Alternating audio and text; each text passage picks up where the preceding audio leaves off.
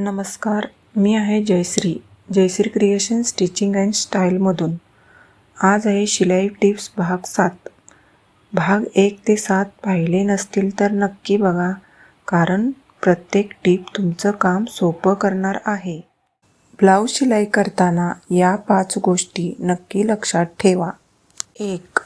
मोजमाप घेताना एकही माप चुकीचं ठेवू नका. फिटिंग हाच ब्लाऊजचा आत्मा आहे. 2. आर्म होल आणि गळ्याला सॉफ्ट शेप द्या, त्यामुळे ब्लाऊज व्यवस्थित बसतो. 3.